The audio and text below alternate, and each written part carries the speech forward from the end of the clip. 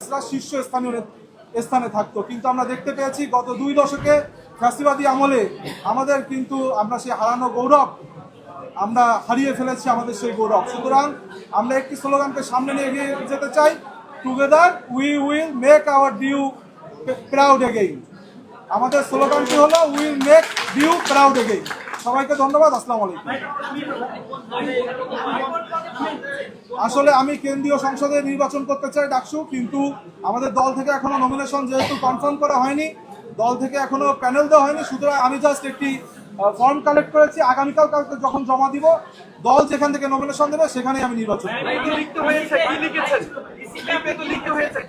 আসলে রিসিটে আজকে যে লিখতে হবে বিষয়টি এরকম না। রিসিটে আজকে নাম, সেশন এবং আপনার রেজিস্ট্রেশন নাম্বার দিয়ে কালকে যখন আমরা জমা দিব তখনই কিন্তু আপনার এই পূরণ করে দিলে হবে।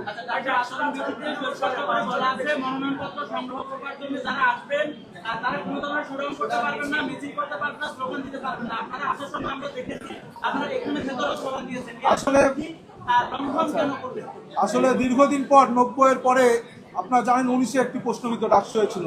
তারপরে 5ই আগস্টের পরবর্তী সময়ে এই গণতান্ত্রিক পরিবেশে বাংলাদেশ যখন গণতন্ত্রের পথে অগ্রযাত্রা করেছে, এই একটি ডাকসু। এখানে শিক্ষার্থীরা উৎসব মুখর অবস্থায় তারা কিন্তু উৎসাহী হয়ে স্লোগান দিয়েছে। কিন্তু আপনাদের স্মরণ করিয়ে দিতে চাই, আমাদের যেই আপনার রিটার্নিং অফিসারের যে রুম, সেই রুমে কিন্তু আমরা 5 জন ঢুকেছি এবং সেখানে কোনো স্লোগান হয়নি। আমার মনে হয় যে আমার আচরণবিধি এখনো লঙ্ঘন করিনি এবং আমরা সুস্পষ্ট আচরণ মেনেই কিন্তু আগামী যে ডাকসু সেখানে আমরা প্রার্থিতা করব।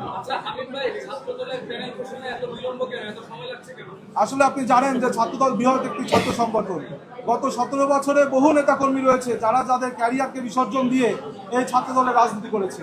সুতরাং এইখানে আপনার সেন্ট্রালের পদ কিন্তু 28টা, কিন্তু প্রার্থী আমাদের 400-র অধিক, যার জন্য আমাদের বিলম্ব হচ্ছে। আসলে কার থেকে কে যোগ্য, কেউ কিন্তু কার থেকে পিছিয়ে নেই এবং আমরা বিশ্বাস করি আগামী 9 সেপ্টেম্বর নির্বাচনে 90 এসে হাওয়া এখনো বহমান থাকবে এবং আগামী ডাকসুতে যে 1 বছর মেয়াদী ডাকসু হবে সেখানে ছাত্রদল বিপুল ভোটে জয়লাভ করে নেতৃত্ব দেবে ইনশাআল্লাহ।